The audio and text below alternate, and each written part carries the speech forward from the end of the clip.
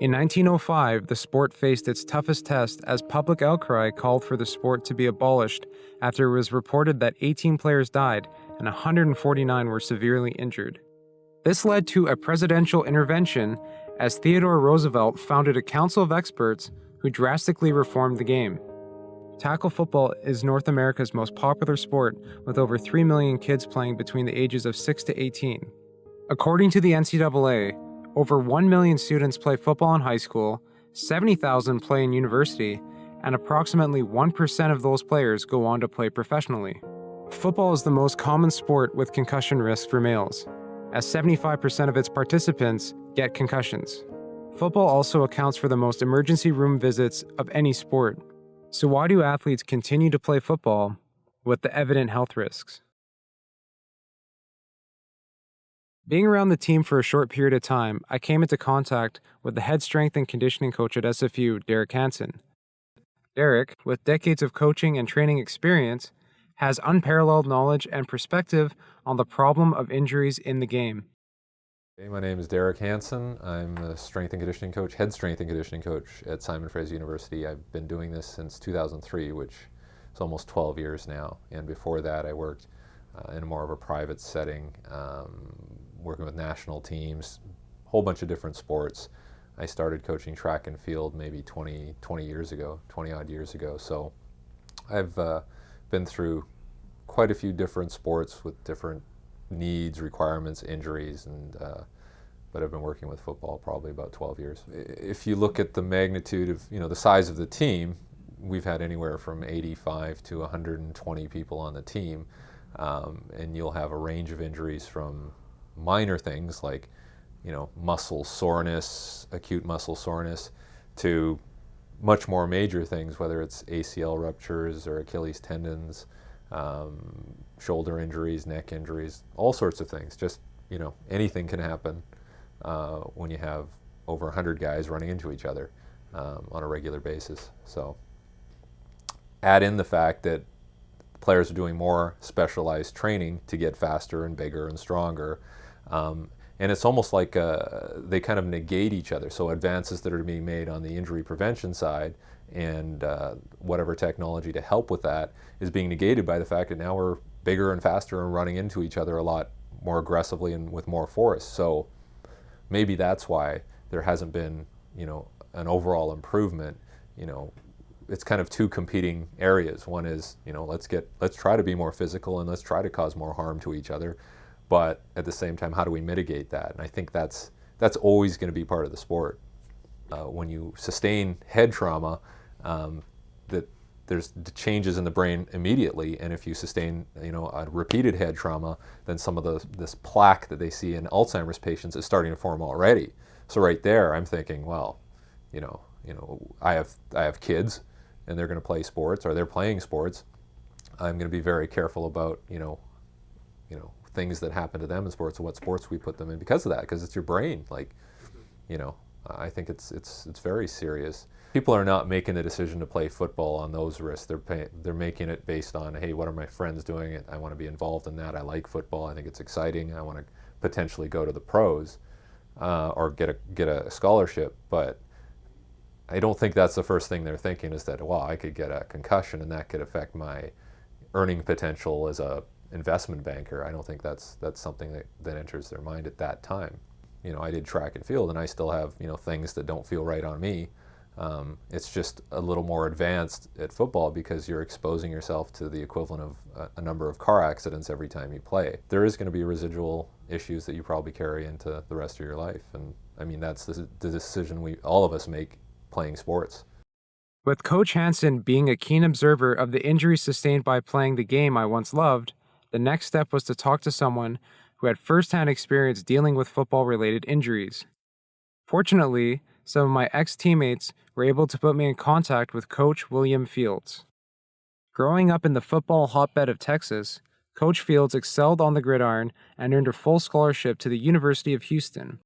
His outstanding play there led him to being signed by the Calgary Stampeders. His long pro career and continued involvement through coaching will give us a first-hand account on the problem of injuries in the game. Okay, I went to the played college football at the University of Houston. Okay, from there I went to the, actually sat out a year, and then went to the CFL and played 7 years in the CFL. So I did 5 years with the Calgary Stampeders and 2 years with the Winnipeg Blue Bombers.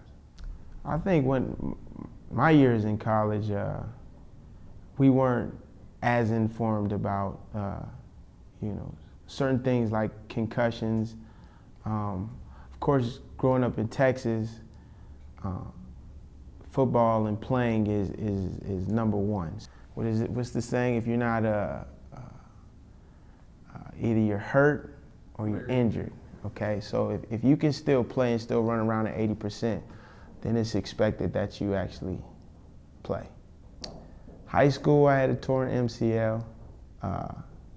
Sophomore year in college, I tore my other MCL in my knee.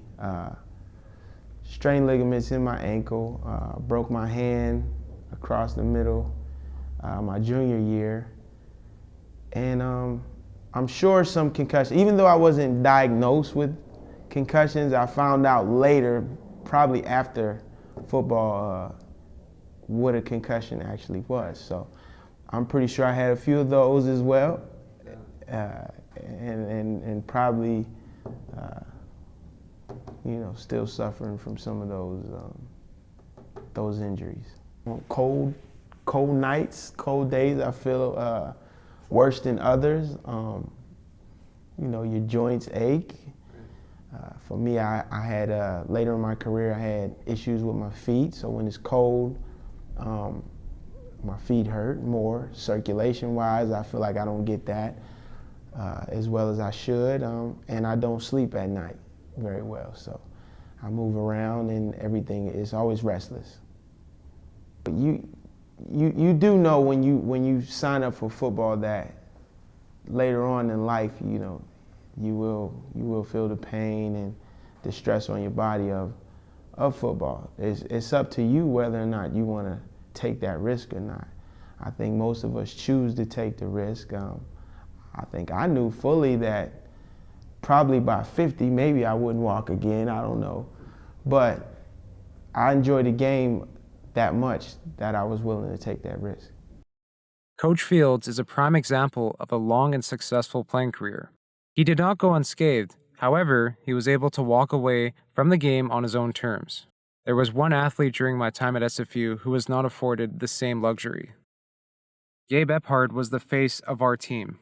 After setting the single-season rushing record at SFU, Gabe returned for his senior season with the Clan. Gabe's story truly displays the highs and lows associated with the game. My name's Gabe Epard. I think I got into football when I was like 8. Like most people, my dad forced me into it and started playing tackle probably about the time I was like 9 or 10 and played till I was 23. I don't know, I was at Simon Fraser for 4 years. Played all 4 years that I was there as well. My career was kind of up and down, a lot of injuries of different types as well. My proudest moment, my first year there, we ended up going to the Western Canada Finals, and I went from redshirting to starting as well, so I'd say that's probably my proudest moment. And maybe in the GNAC, probably a couple of GNAC records too that I'd be proud of as well. I've had broken wrists, broken hand, tore my hamstring like completely twice, broken nose, ankle, tore all the ligaments in my ankle as well. The majority of them all came from football too, I would say. A couple from track, but I would say about dislocated fingers. So I'd say about 5 or 6 significant injuries that kept me out of sports for longer than 3 months at a time. I was just being held at a complete standstill and had a guy come in from about 20 feet, full sprint, and basically my head was the only thing sticking out, and it was a helmet-to-helmet contact that kind of just shook my head forward. It was, the doctor kind of explained it as the equivalent of being like in a car accident about like 50 miles an hour. Just the whiplash tossed my head back and forth. And then next thing I know, apparently I was down, passed out. I was having trouble breathing, throwing up, and kind of convulsing. And they had to get the oxygen tank and a bunch of people to carry me on the field. And then I blacked out back and forth for about the next 2 hours until I ended up going to the hospital. I had difficulties with my memory, especially short term. I had an incident where I had gone grocery shopping, and then I kind of woke up out of a haze and didn't even realize why I was there. Like, I had to call my mom, like, why the hell am I at London Drugs right now? I get migraines. I've had migraines for the last like 2.5, 3 years, like severe migraines. I have neck and jaw issues just because the whiplash was so bad. Some of my, I believe, vertebrae and stuff were put out of place. So I've spent the last 2.5 years with doctors and chiropractor almost every week. Really bad headaches, emotional kind of highs and lows. Like, it definitely affects how you react. Like, things start to become like you overreact to things. Anger is a big issue. Like, getting at rage, and I just experienced emotional like highs and lows that I never had before, that are kind of go under the radar. You don't really realize until like years later that it was like probably the concussion and not you just being an angry person. Yeah, a lot of physical things still deal with. I mean, even when you have little memory slip-ups, you know, you're not sure if that's you or the concussion, but it's definitely something I think has been affected. So I would say that as well. It was difficult. I was a senior in university. I only had like my 24 credits left. I tried to re-enroll in school 2 different times, and I had to drop out again because I just couldn't keep up with the course load. I was in and out of the doctor's office on tons of different meds for my head. It also leads to like I said, emotional stuff like depression and that. So it takes a large chunk of your life. So I mean, it took me off track. I couldn't go back to school for 2 years. It was hard in terms of relationships with people, friends, and that, because people don't really understand what's going on until, you know, so you kind of distance yourself from people. So I definitely would say it strained a lot of my relationships with friends, family, and you know, even with girls and that too. So it definitely made it difficult. I mean, it set back my graduation, everything, like my plans for a future in professional sports and that as well. So it's definitely probably because of the most dramatic thing that probably happened in my life. From a collegiate start with a promising pro career to having it all taken away with a single hit. His experience is something every player hopes to avoid. In reflecting on my journey, I am happy walking away from the game when I did. I walked away on my own terms, and I am fortunate to be in good mental and physical health. In talking to Derek, Willie, and Gabe, it became clear to me that this is a game with undeniable health risks. However, the culture of the game turns a blind eye to these risks in an attempt to achieve something greater. Whether it be for fun, friendship, or personal gain, rosters will always be filled, and the fields will always be full of willing participants. At the end of the day, the culture around football sees injuries as an acceptable part of the game. Until the culture changes, football will remain as one of the most physically dangerous games a person can play.